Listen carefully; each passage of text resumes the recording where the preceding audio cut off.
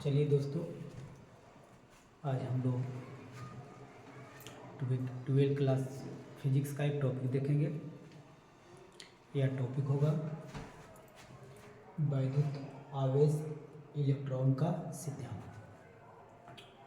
जैसा कि हम लोग जानते हैं कि पदार्थ का निर्माण अणु से होता है, अणु का निर्माण परमाणु से होता है और परमाणु का निर्माण इलेक्ट्रॉन और नाभिक से होता है और नाभिक का निर्माण प्रोटॉन और न्यूट्रॉन से होता है।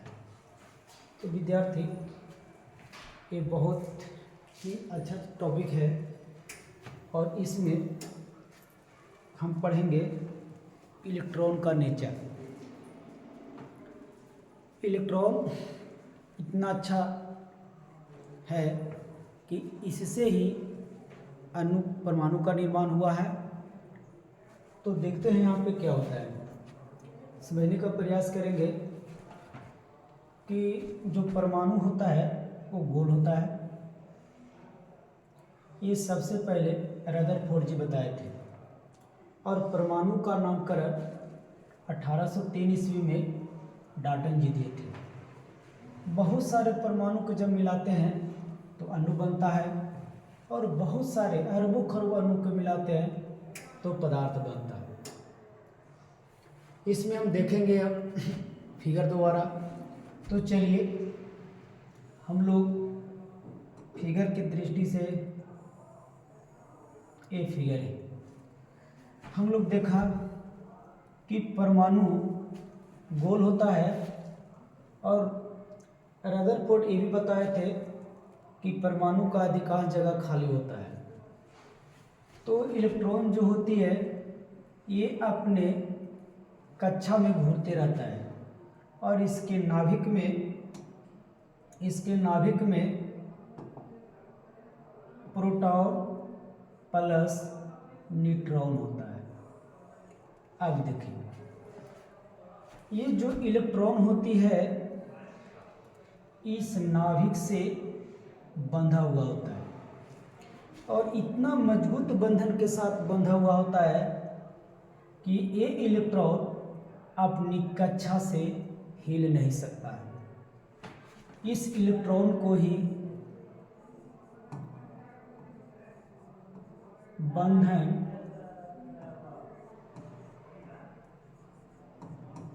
इलेक्ट्रॉन कहा जाता है।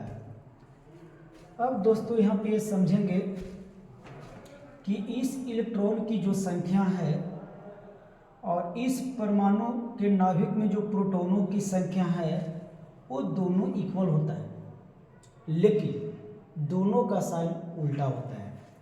इक्वल होने के कारण प्लस बराबर इलेक्ट्रॉन पर चार्ज माइनस होता है।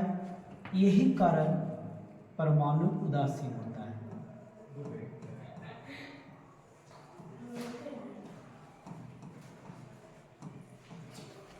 अब देखेंगे कुछ इलेक्ट्रॉन ऐसे होते हैं कि इस नाभिक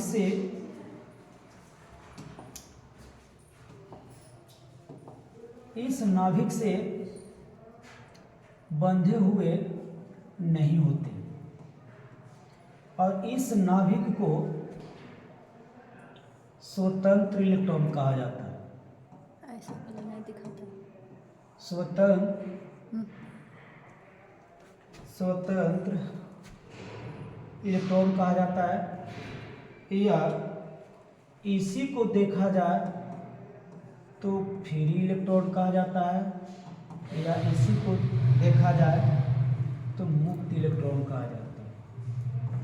दोस्तों, इसके बारे में अगर हम अच्छा से समझ लिए तो आने वाला चैप्टर में एक बहुत बढ़िया काम करेगा और ये फिजिक्स में ही नहीं बल्कि एक केमिस्ट्री में भी काम करेगा।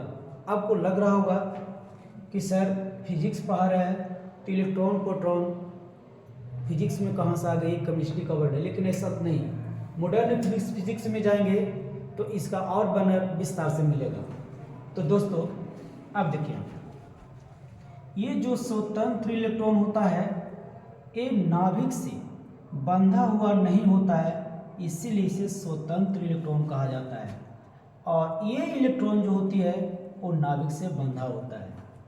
अब देखिए, ये जो परमाणु गोल होता है, ये परमाणु का नामकरण 1803 ईस्वी में डाल्टन ने किया था।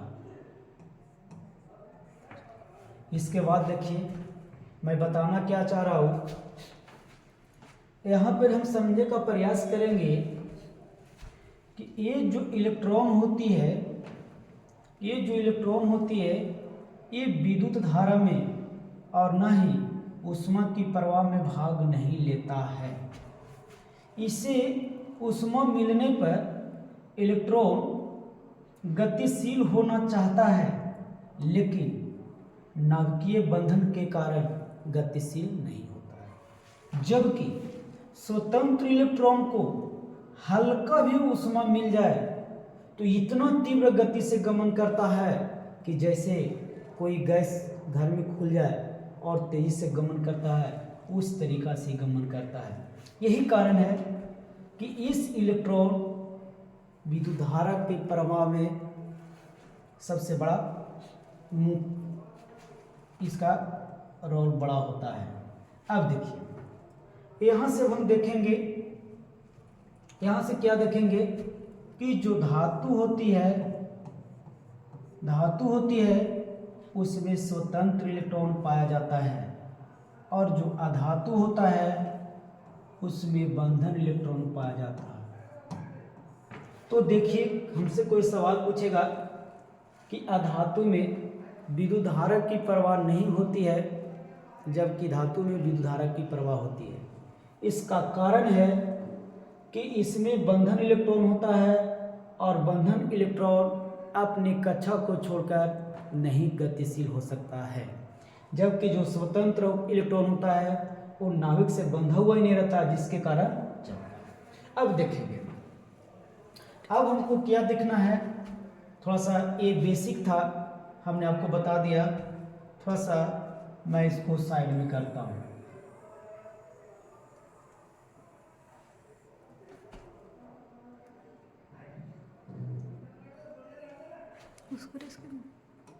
अब देखिए दोस्तों, अब यहाँ पे हम लोग देखेंगे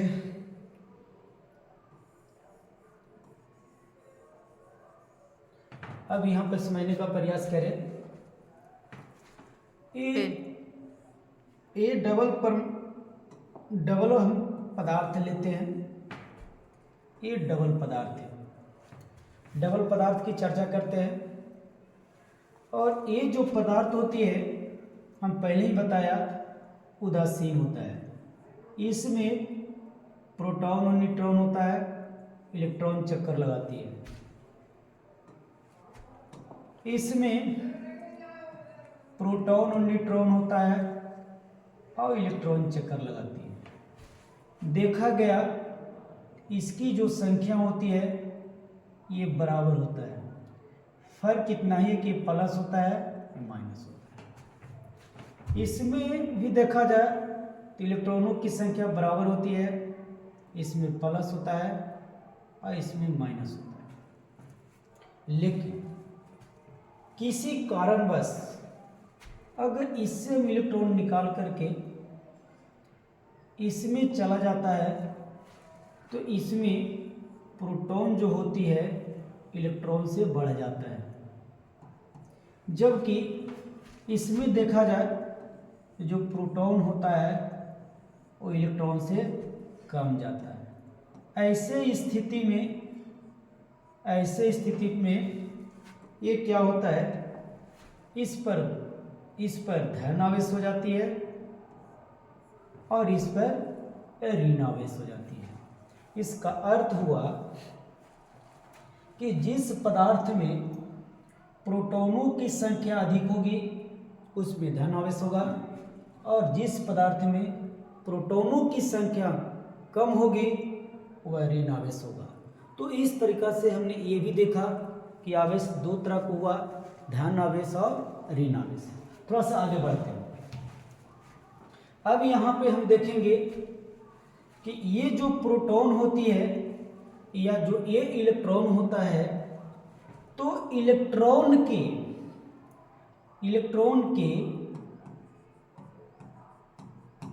स्थानांतर के कारण इसमें आवेश की उत्पत्ति हुई। तो अगर हमारे पास कोई सवाल आवे या कोई पूछे कि आवेश के उत्पत्ति का मुख्य कारण क्या है, तो दोस्तों हम यहाँ बताना चाहेंगे आवेश का स्थानांतर। अगर आवेश का स्थानांतर नहीं होगा तो आवेश की उत्पत्ति नहीं। अब यहाँ पर दोस्तों एक प्रश्न आके फंस गया कि इलेक्ट्रॉन इस पदार्थ से इस पदार्थ में जा रहा है, तो क्या इस पदार्थ से इस पदार्थ में नहीं आवेगा?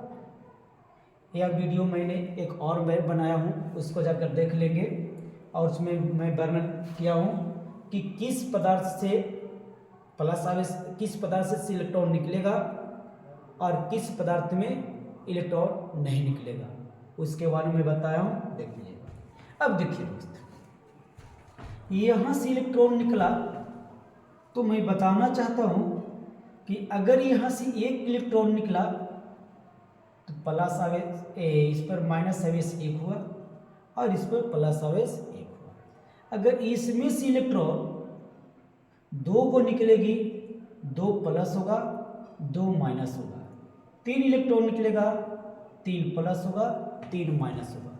तो हमने देखा क्या कि जितना इलेक्ट्रॉन इसमें से निकलती है तो जितना इस पर पॉजिटिव चार्ज होता है उतना नेगेटिव चार्ज होता है, यानी आवेश का मान बराबर होता है लेकिन विपरीत आवेश वाले होते हैं। इंपॉर्टेंट बात है, आवेश दोनों पे बराबर उत्पन्न होगा लेकिन एक दूसरे के विपरीत होगा।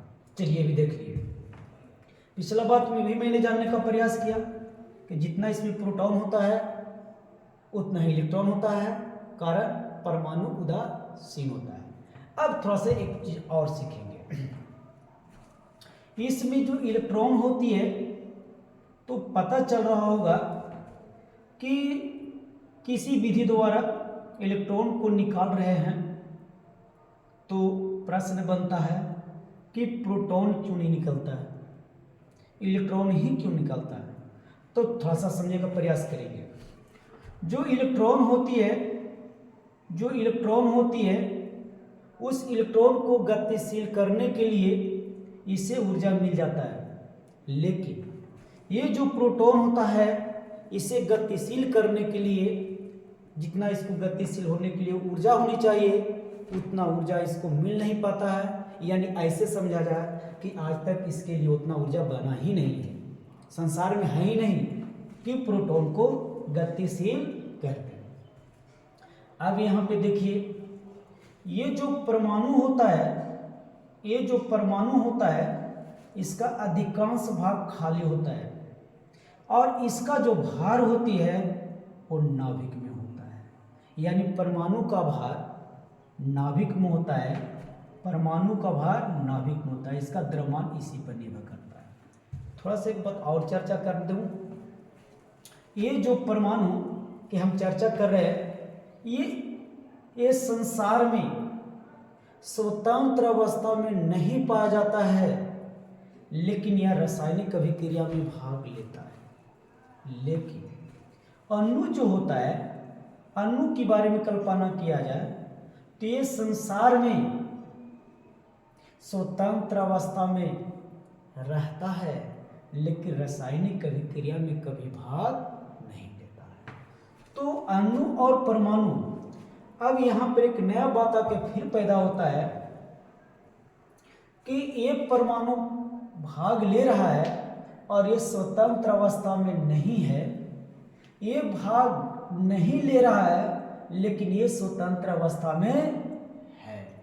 अब यहाँ पे देखिए कि ये जो परमाणु है ये काफ़ी छोटा है और इसी से रदरफोर्ड जैसा कि बताए थे कि परमाणु पदार्थ का जिन छोटे कणों से निर्माण होती है उसी को हम परमाणु कहते हैं। अब यहाँ पे देखिए, तो इलेक्ट्रॉन का चार्ज थोड़ा सा देख ले। इलेक्ट्रॉन का चार्ज होती है -1.6 इंटू 10⁻⁻⁻⁰ कूलम। जबकि प्रोटॉन पर चार्ज होता है इसका साइन का उल्टा, पॉजिटिव 1.6 इंटू 10⁻⁻⁻⁰ कूलम। चलिए, मैंने इतना देख लिया। अब थोड़ा सा पीछे से हम एक बार देखते हैं।